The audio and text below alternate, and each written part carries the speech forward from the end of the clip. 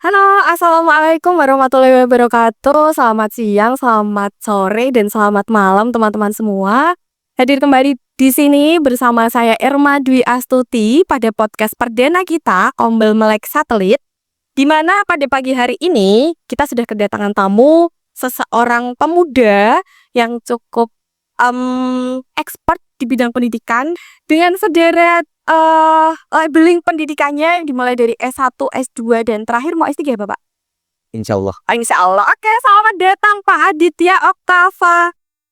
Oke, selamat datang teman-teman semua. Ya, Pak Aditya Oktava sendiri ini adalah seorang guru BK, betul ya Bapak? Iya. Di SMK Negeri 1 Mbatalit yang juga punya sampingan yang lumayan banyak, mulai dari apa Pak? Apa saja ini Bapak?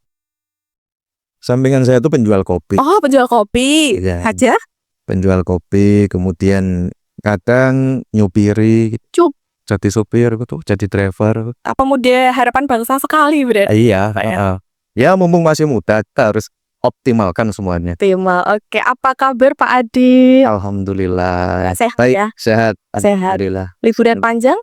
Liburan panjang di rumah saja karena lagi siaga 1. Oh, sakit banjir? Enggak. Apa? Kebetulan istri kan lagi. Iya, Masya Allah. Sehat-sehat, lancar-lancar untuk amin. hari-harinya. Iya. Oke, Pak Adit, hari ini kita mau bahas apa ini Pak? Kita mau membahas apa yang bisa dibahas. Oke, apa yang bisa dibahas? Masa depan Bapak? Bisa dibahas? Terkait dengan masa depan pendidikan Indonesia. Oke, masa depan pendidikan Indonesia. Kalau misalkan kita boleh flashback sebentar, di tahun baru ya Bapak ya? Yeah. Tahun baru, pemerintahan baru, menteri baru, aturan baru, kurikulum baru. Betul ya Bapak ya? Bisa jadi nanti seperti itu. Bisa jadi seperti itu. Iya. Kalau Pak Adit sendiri melihat ini semua bagaimana Pak? Ya, ini menurut saya memang menjadi hal yang wajar ya, karena otomatis setiap pemerintahan baru tentunya ingin meninggalkan yang namanya legasi. Legasi itu atau semacam warisan yang nanti suatu saat bisa untuk dikenang oleh generasi yang akan datang. Jadi ini sudah bisa diprediksi bahwa ke depan mungkin ada perubahan-perubahan baru khususnya di bidang pendidikan, baik itu nanti dalam program-program pendidikan ataupun dalam kurikulum pendidikan. Meskipun memang sampai saat ini kemarin Menteri Pendidikan yang baru yaitu Prof. Abdul Mukti ya, beliau secara spesifik belum menyebutkan apakah ada pandangan untuk perubahan kurikulum atau tidak, tapi berdasarkan berita-berita atau informasi-informasi yang ada terkait dengan kurikulum yang sebelumnya yaitu kurikulum Merdeka yang tentunya ada pro dan kontra, dimungkinkan mungkin ada perubahan kurikulum, dimungkinkan tapi ada perubahan kurikulum. Dimungkinkan ada perubahan kurikulum. Oke, kalau misalkan Bapak Adit sendiri melihat perubahan kurikulum itu sebenarnya perlu nggak sih, dan apakah harus secepat itu? Seperti ini Bapak, kayak seperti ada stigma di masyarakat bahwa kalau ganti menteri dia ganti aturan kayak gitu. Perlu nggak sih itu secepat itu? 5 tahun kita berubah, 5 tahun kita berubah. Apa memang idealnya seperti itu? Nah, ini tentu memang yang harus kita pahami bersama. Menteri Pendidikan sebelumnya yaitu Mas Nadiem ya, Mas Menteri itu kan menjadi Menteri Pendidikan sudah 10 tahun dengan berbagai inovasi itu, baik itu di bidang filosofi pendidikan, kemudian ada juga beberapa program-program yang dikemas dalam program Merdeka Belajar itu menjadi beberapa serial. Apakah kemudian penggantian kurikulum ini memang 10 tahun ganti pemerintahan, kemudian ganti menteri, ganti kurikulum, kan gitu. Nah, memang sebenarnya kalau saya melihat semua kurikulum pendidikan, semua filosofi tentang kurikulum pendidikan itu pada dasarnya semuanya baik. Di tataran filosofis itu baik biasanya. Di tataran filosofis itu baik, di tataran teoritisnya itu baik. Yang menjadi agak rawan atau rancu itu di tataran praktisnya malah. Di Makanya praktis itu? ya, di tataran praktis adalah di tataran implementasinya. Berarti kayak kita gitu. Iya, yang kita lakukan di kelas itu, yang kita lakukan langsung terjun ke anak gitu, praktiknya itu. Jadi kalau kita mau menggunakan filosofi kurikulum dari barat, dari timur, apalagi dari mana saja, semuanya di tataran filosofis baik, teoritisnya pasti baik. Lah nanti tinggal bagaimana di praktisnya ini. Lah ini yang biasanya menjadi persoalan. Kurikulum merdeka itu kurang bagus apa kalau menurut saya? Itu bagus. Bagaimana kemudian mempermudah guru-guru dalam proses administrasi. Kan gitu. Kemudian bagaimana dengan kurikulum merdeka itu guru bisa lebih leluasa dalam memilih capaian-capaian yang mau diajarkan kepada siswa sesuai dengan kebutuhannya. Nah, namun itu semua kan tidak pernah terlepas dari yang namanya pro kontra juga di masyarakat, kan gitu. Apalagi kalau kita mengikuti secara betul, bahkan Wapres ke-10 dan ke-12 itu Pak Yusuf Kalla, beliau itu sampai mengkritik kurikulum yang ada di zamannya Mas Nadiem. Contoh kritik beliau itu terkait dengan misal, menurut beliau itu kurikulum merdeka itu belum pas kalau diterapkan di Indonesia. Karena mungkin terjadi perbedaan culture, budaya. Kemudian bahkan beliau juga mengatakan UN ya, yang dimana di zaman Menteri Mas Nadiem itu dihapuskan, dihilangkan, diganti dengan asesmen nasional. Itu menurut Pak JK itu juga nggak tepat apabila UN itu dihilangkan. Karena Indonesia masih membutuhkan ujian nasional sebagai bentuk standarisasi mungkin. Standarisasi pendidikan yang ada di lingkup nasional. Nah, maka kalau kita berbicara apakah memang ganti menteri, ganti kurikulum, ganti pemerintahan, kemudian ganti kebijakan. Karena memang kalau saya melihat, yang saya lihat adalah itu tadi, bahwa ada keinginan untuk meninggalkan legasi atau warisan. Yang mana ketika itu nanti dia sudah tidak menjabat, itu akan dikenang gitu loh. Dan itu bisa jadi juga sebagai bentuk kerja nyata. Contoh misal, menteri baru, pemerintahan baru, tapi kemudian tidak mengeluarkan produk baru, maka bisa jadi masyarakat nanti akan melihat, lah terus apa kinerjanya, apa hasilnya selama 5 tahun ini, taruhlah begitu.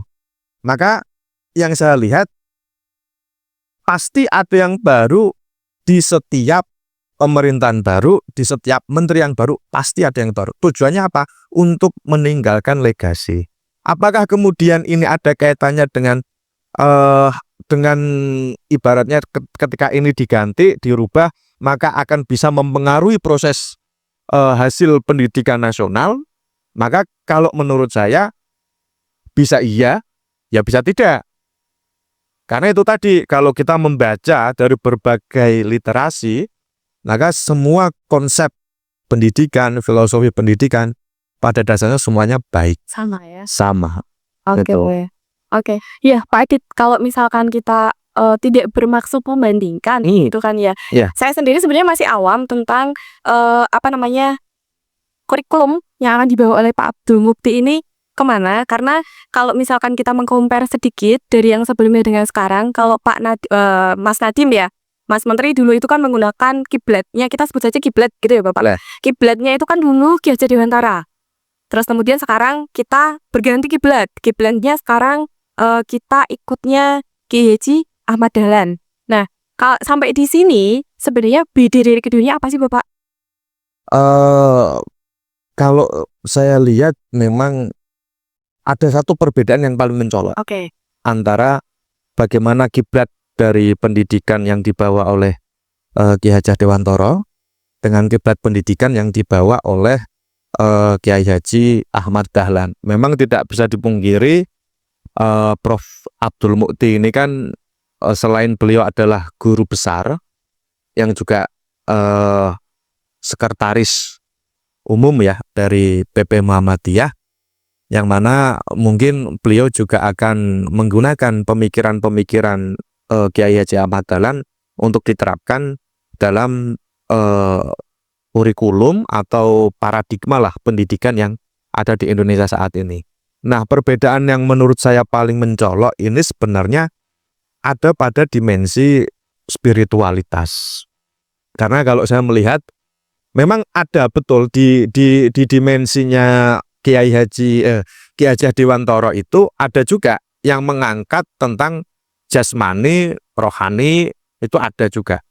Tapi di sini yang lebih ditekankan pada konsep yang dibangun oleh Kiai Haji Ahmad Dahlan itu bagaimana proses spiritualitas itu kan identik dengan bagaimana penghambaan kita kepada Tuhan Yang Maha Esa.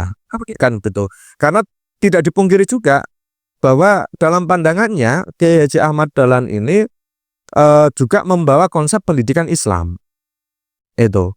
Yang mana kalau dulu di zaman dulu mungkin itu kan pendidikan untuk umum itu kan hanya bisa diakses oleh orang-orang tertentu kan gitu. Maka kemudian ada yang namanya pendidikan tradisional. Entah itu berupa pondok pesantren ataupun sekolah-sekolah rakyat kan gitu. Nah, ini yang kemudian mungkin coba dielaborasikan oleh Prof. Abdul Muti ini, bagaimana dimensi spiritualitas ini akan dimasukkan dalam spektrum kurikulum nasional. Meskipun memang sudah ada, tapi mungkin dikuatkan lagi. Contoh misal, kita masih ingat betul bahwa pada tahun-tahun yang lalu sempat ada isu tentang jam pendidikan agama yang mau dihilangkan. Oh. Kan sempat ada isu-isu seperti itu, mau dihilangkan. Oh, saya ingat saya malah itu Bapak, apa namanya? Kita panggil Bapak apa panggil Mas ya? Mas Haji? Iya, saya masih muda kan itu. Oke. Itu. Mas Adit. Iya. Oh, waktu itu malah saya dengernya itu yang teknologi informasi yang mau dihapus. Itu setelah itu ya berarti ya? Enggak, jadi dulu itu ada pandangan pendidikan agama, kemudian termasuk kedaerahan.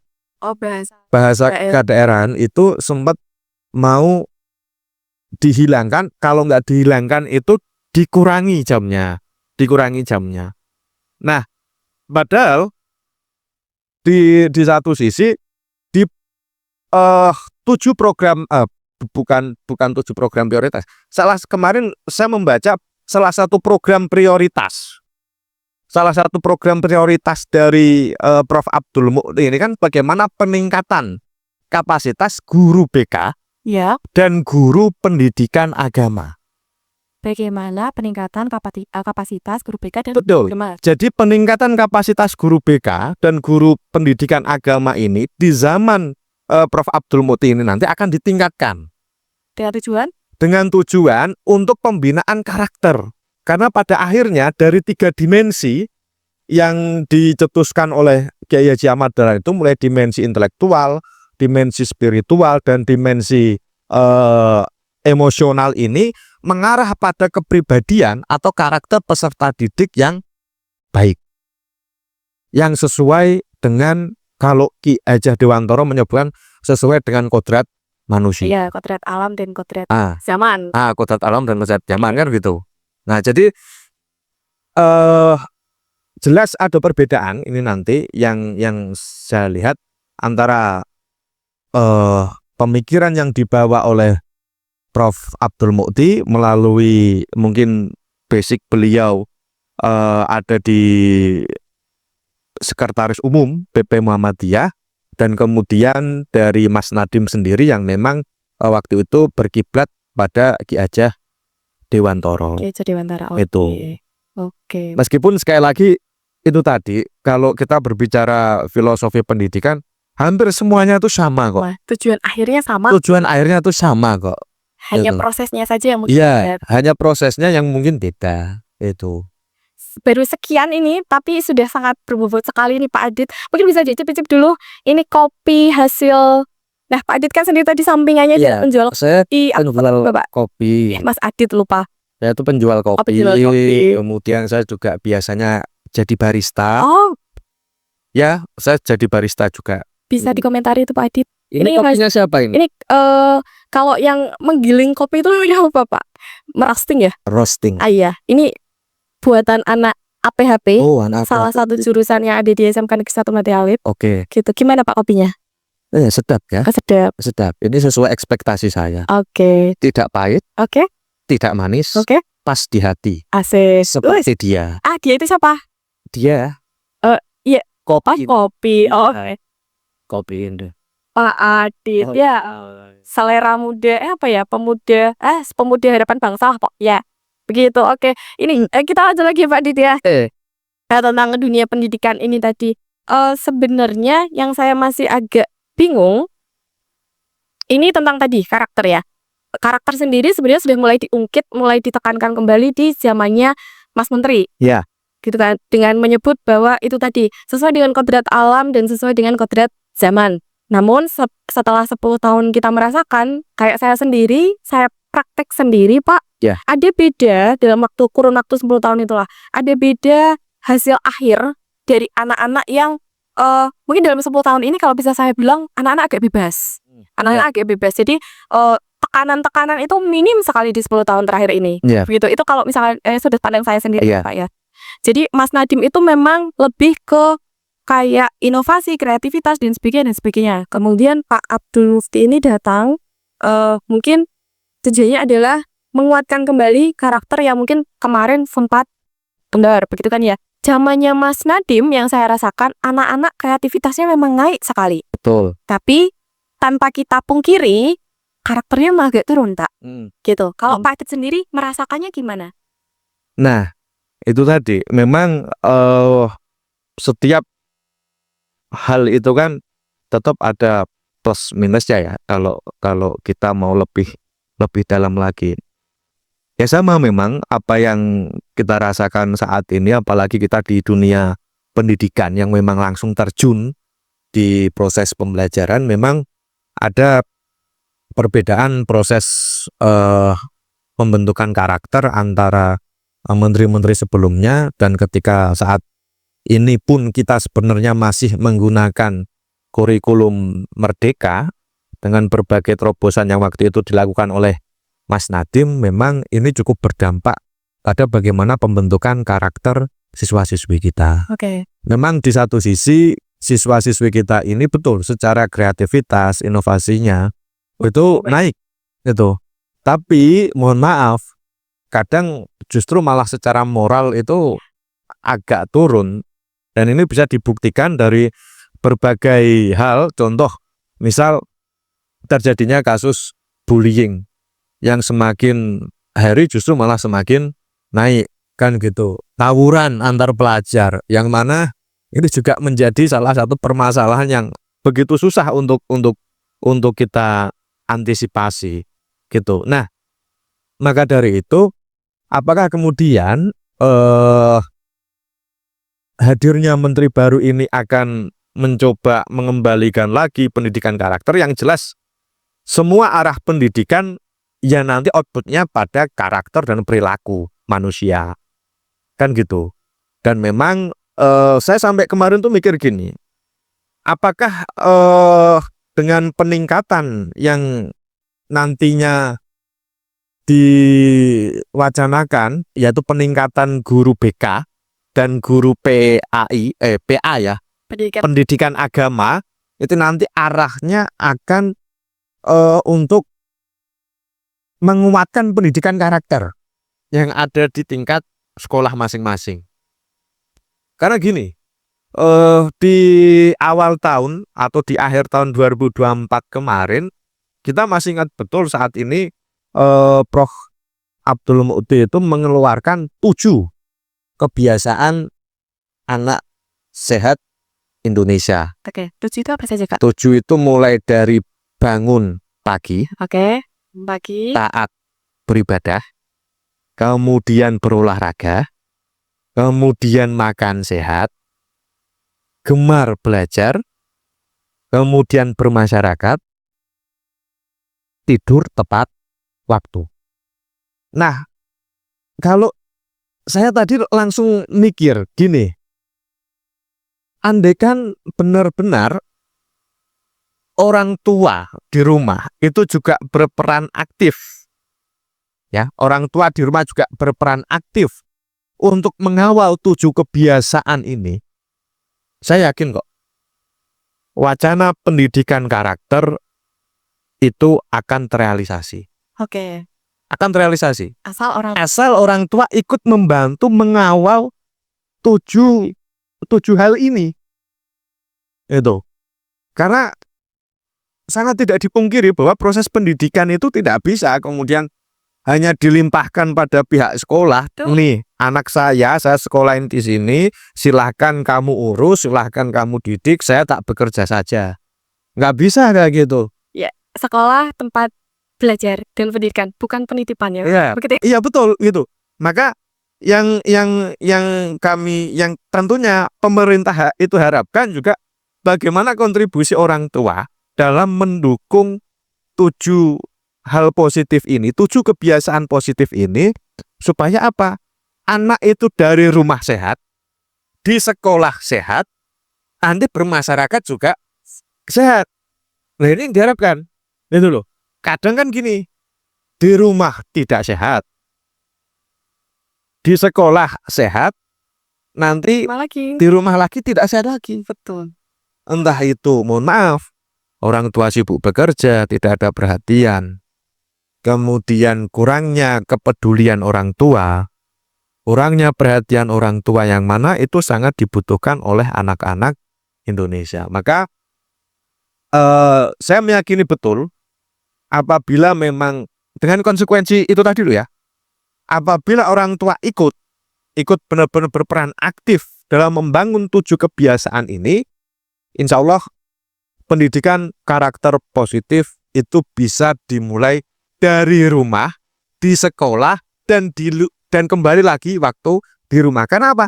Kalau kita pahami coba, gemar belajar, lah ini nanti akan nyangkut ini pada wacana pemberlakuan metode. Saya mengatakannya metode ya, bukan, karena Prof. Muti sendiri sudah membantah bahwa deep learning yang kemarin ramai, deep learning ini bukan merupakan kurikulum, tapi metode itu.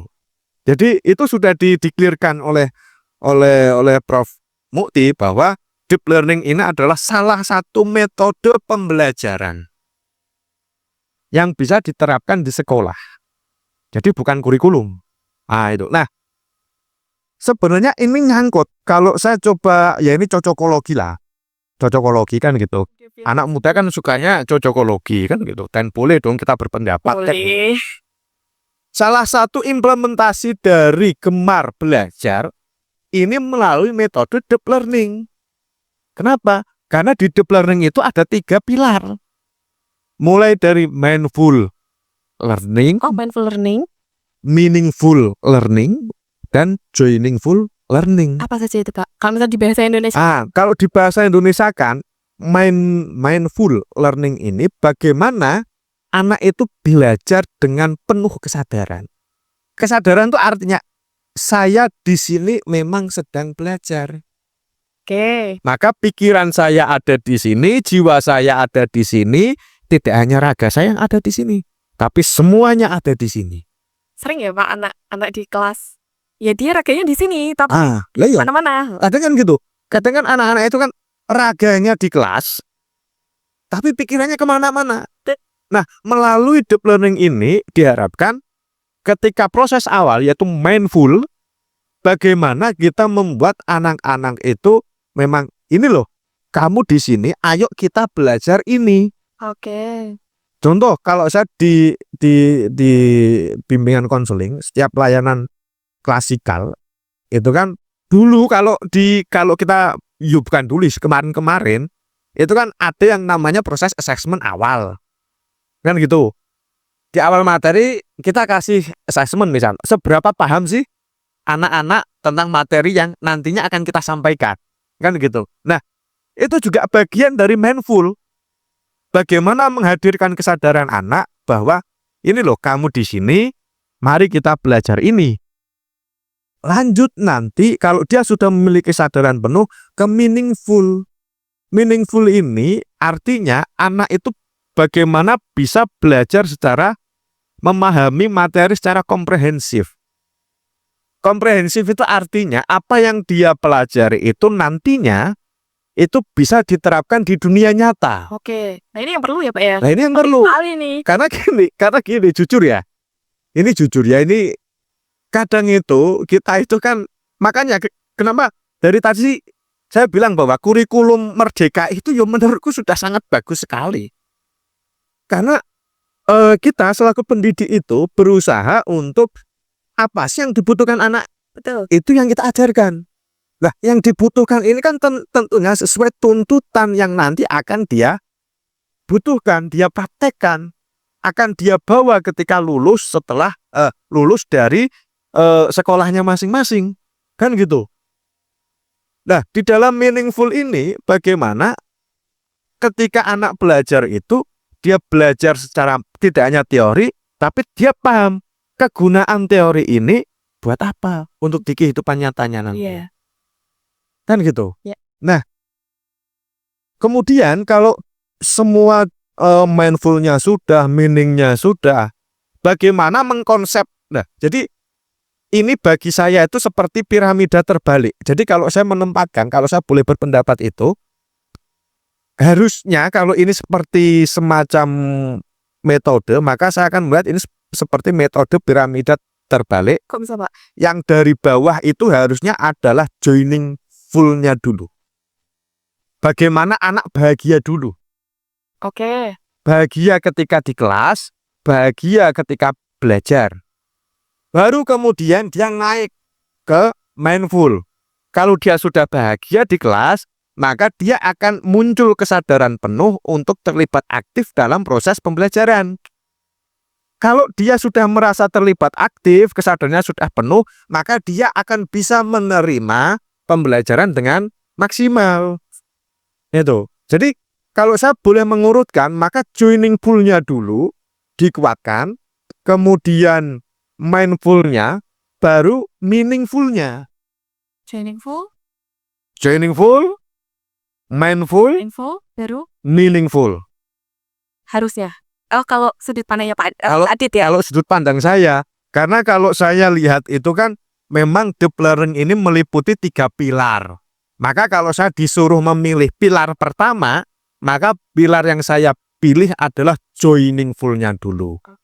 Pilar kedua adalah mindful, Terakhir. terakhir adalah meaningful. Iya. Logis. Oke. Iya, Logis. ya logis karena memang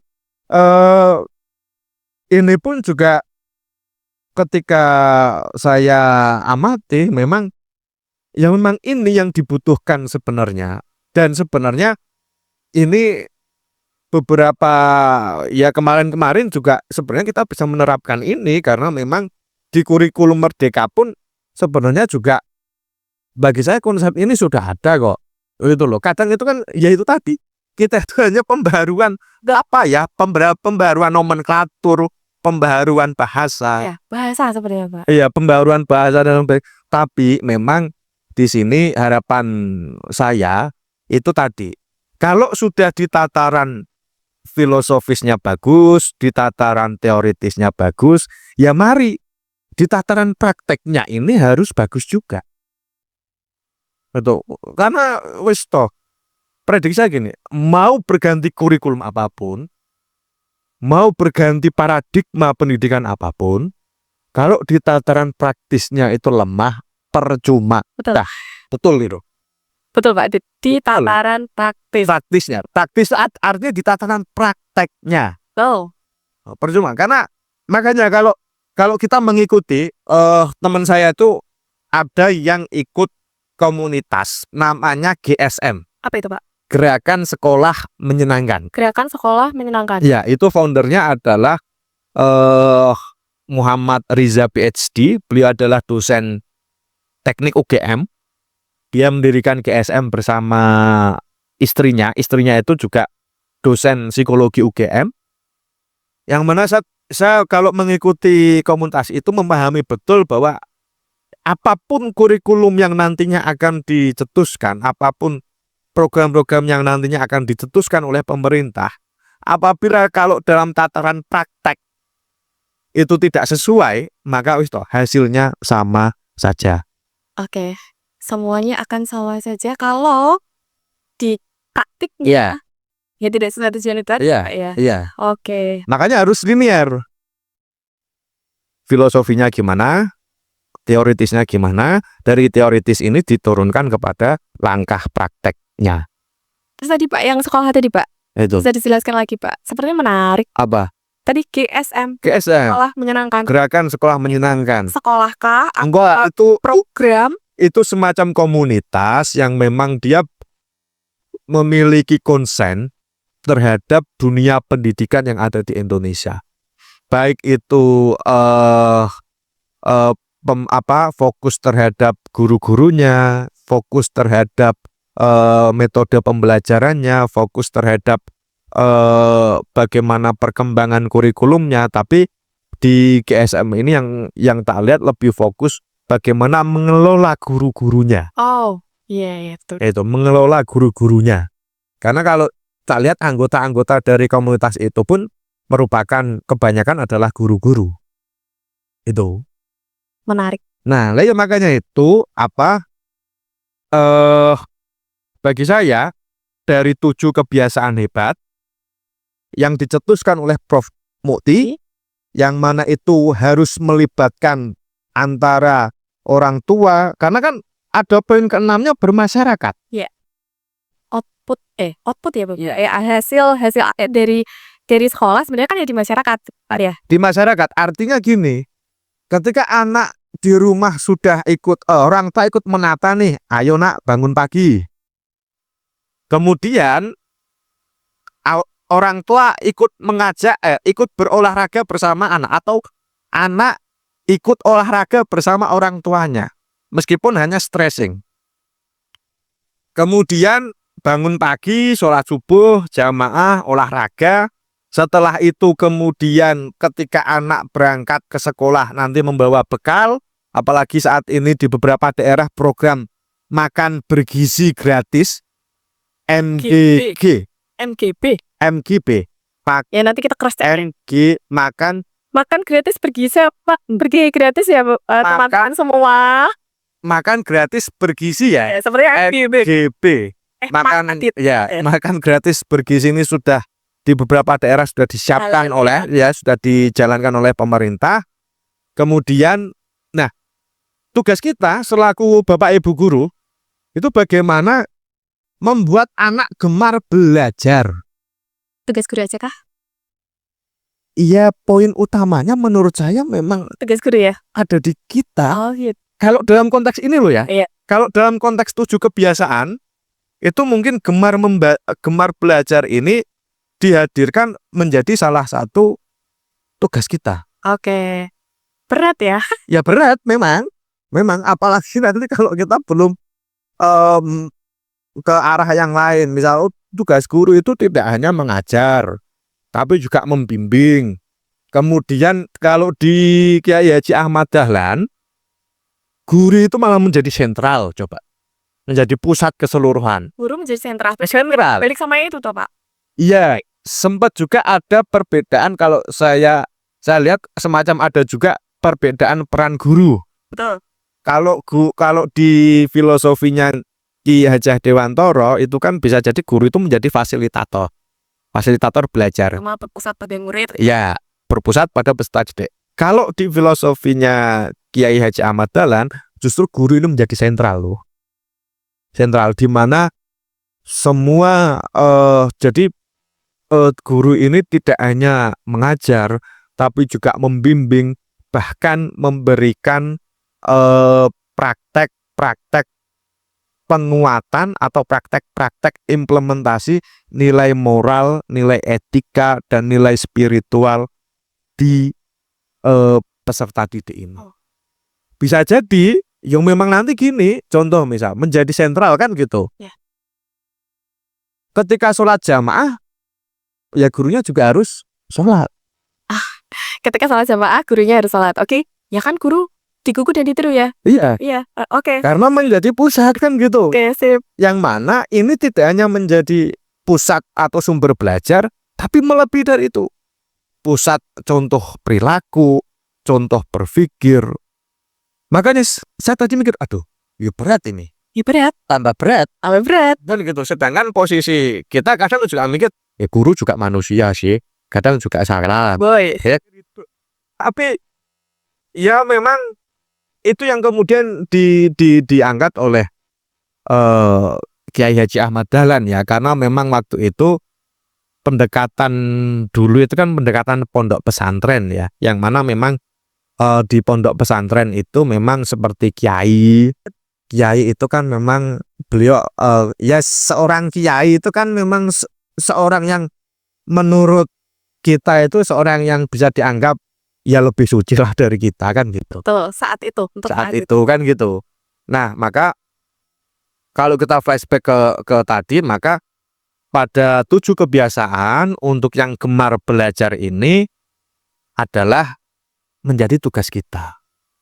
Bagaimana membuat anak gemar belajar di sekolah dan gemar belajar terkait dengan materi yang kita sampaikan. Tentunya dengan metode deep learning. Setelah itu anak kembali ke rumah bermasyarakat. Oke. Kan gitu. Ya. Setelah bermasyarakat, yes main sewajari. Kan gitu. Kemudian setelah itu tidur tepat ya. Oh, tidur waktu. tepat waktu. Oke. Itu deep learning ya. Enggak, itu deep learning. 7 kebiasaan. Kebiasaan. 7 kebiasaan anak hebat yang kemudian dicetuskan oleh Prof. Abdul Muqti. Oke. Hebat. Kita kembali ke tokohnya dulu ya, Pak. Iya. Seperti yang saya baca, Kiai Haji Ahmad Dahlan itu sebenarnya adalah pelopor pendidikan modern pada zamannya. Begitu. Iya. Karena kalau saya baca pun beliau itu mencoba untuk menggabungkan antara konsep pendidikan tradisional dengan konsep pendidikan modern. Ya. Terus kebetulan untuk modern zaman dulu dengan modern zaman sekarang itu kan tentu saja sudah berbeda ya Pak ya. Beda. Nah, menurut Pak Adit sendiri masih relevankah ketika filosofi atau pendekatan-pendekatan yang digunakan oleh Kiai Haji Ahmad Dahlan ini diaplikasikan ke modern yang seperti sekarang ini, di mana semuanya itu standarnya sekarang standar TikTok Pak, gitu. Menurut Pak Adit gimana? Nah iya, makanya kemarin ini yang juga menjadi sebuah kebingungan dari proses berpikir saya gitu. Tapi menurut saya apa yang nanti akan dicoba dirumuskan oleh Prof. Abdul Muqti dan bersama dengan teman-teman di Kementerian Pendidikan ini tidak akan kemudian seolah-olah membawa secara full konsep atau filosofi pendidikan dari Kiai Ahmad Dahlan kemudian dibawa ke dunia modern atau kondisi saat ini. Karena memang bisa jadi ada beberapa hal yang sebenarnya sudah tidak relevan. Modernnya kan beda. Iya, modernnya beda. Contoh misal itu tadi, guru adalah sentral. Oke. Maka Oke, Pak. kalau di konteks saat ini, kadang itu anak itu bisa belajar dari berbagai sumber kok. Oh. Google kadang lebih pintar ya daripada guru. Kadang Google memiliki cara yang lebih jitu daripada yang kita ajarkan ke anak. Kan gitu. Lah, lalu sebenarnya apa sih poin menarik dari filosofi Kiai Haji Ahmad Dahlan ketika ini memang nantinya dibawa Prof. Abdul Muqti ya. Kalau yang saya lihat yang menarik ini justru pada tataran spiritualitasnya. Oke, itu yang akan diperkuat lagi. Iya, gitu. spiritualitasnya itu nanti yang akan diperkuat lagi dan diimplementasikan melalui program utama di Kementerian Pendidikan di zamannya Prof. Abdul Muqti, yaitu penguatan guru BK dan guru pendidikan agama. Nah, ini nanti tinggal kita lihat saja. Nanti kan otomatis para teman-teman guru BK, guru pendidikan agama, ini kan ada pelatihan. Oh gitu. Akan ada pelatihan peningkatan kan gitu. Maka itu nanti akan kita lihat nanti yang akan diberikan di pelatihan itu apa. Kan gitu. Dan ketika itu nanti akan diturunkan atau dipraktekkan ke sekolah masing-masing, itu nanti wujudnya seperti apa. Kemudian baru nanti kita bisa melihat bagaimana efektivitasnya. Gitu. Jadi menarik bagi saya dari pandangannya Kiai Haji Ahmad Dahlan yang membawa konsep atau filosofi spiritualitas ini dibawa Prof. Abdul Mukhti, mungkin kalau kita cocokologi itu melalui program peningkatan kapasitas guru BK dan pendidikan agama, yang mana ini nanti outputnya adalah bagaimana ke pendidikan karakter untuk Oke, anak. gitu ya. Begitu. Kita akan menunggu bagaimana hasil dari apa tadi Pak? Iya, penguatan guru BK Dan dan pendidikan pendidikan agama. dan kita lihat nanti bagaimanakah hasil akhirnya begitu. Kita lihat bagaimana hasil akhirnya, sekaligus juga nanti kita coba lihat. Saya juga penasaran dengan bagaimana nanti output dari 7 kebiasaan anak sehat Indonesia ini. Oke, 7 kebiasaan anak sehat Indonesia. Indonesia. Saya dapat itu loh Pak, dapat beberapa istilah-istilah baru dari deep learning itu tadi. Iya. 3 pilar. Ya, betul. Pilar tadi, terus Betul. 7 kebiasaan anak tadi Pak. 7 kebiasaan anak Maksud hebat Indonesia. Hebat Indonesia. Panjang ya. Anak sehat ya. Sehat Indonesia. Saya anak hebat, anak sehat 7 Indonesia. kebiasaan anak sehat Indonesia. Sebenarnya kalau diaplikasikan juga ya ini sederhana tapi ya luar biasa gitu hasil Ya. akhirnya. Ini memang sederhana, tapi andaikan kita semua, baik orang tua, kemudian pihak sekolah, kemudian masyarakat, bisa sama-sama memahami ini, saya hakul yakin, insya Allah pendidikan karakter akan lebih optimal lagi.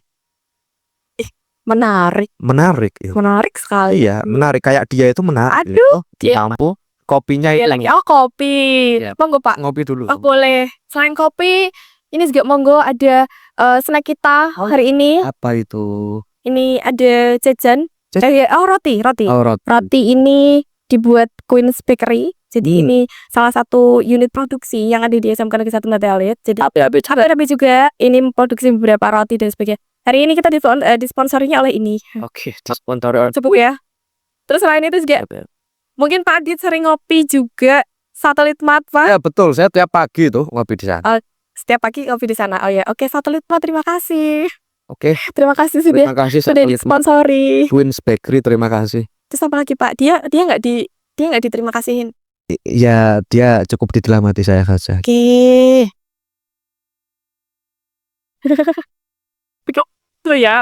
Iya. Aduh, saya Oke. Ya, gitu. Terima kasih Pak Adit. Terima kasih Pak Adit ya. Tadinya sebenarnya sudah benar-benar apa sih deep learning, apa, terus apa beda Kiai Haji Ahmad Dahlan dengan Kiai Haji Dewantara, guru ngapain kita harus beda lagi dan sebagainya. Ternyata sebenarnya sama, hanya melengkapi. Iya, Pak ya. melengkapi. Dan tujuan akhirnya adalah Melengkapi. bangun karakter anak-anak Indonesia supaya jauh lebih baik. Betul. Gitu ya Pak Adit. Betul. Oke, terima kasih Pak Adit. Tepuk tangannya teman-teman untuk Pak Adit hari ini. Materinya luar biasa, penyampaian juga luar biasa. Guru milenial, guru Gen Z ya. Saya berarti milenial. Oh, masih milenial. Generasi milenial. Guru generasi milenial dengan rasa Gen Z. Gitu ya Pak. Terima kasih untuk hari ini. Jangan lupa untuk subscribe, like, dan komennya. Silahkan. Nanti komennya dibaca sama Pak Adit. Begitu ya. Terima kasih semuanya. Kita ketemu lagi pada podcast-podcast berikutnya dengan narasumber-narasumber yang berbeda dan host yang mungkin beda juga. Terima kasih semua. Assalamualaikum warahmatullahi wabarakatuh. Waalaikumsalam warahmatullahi wabarakatuh.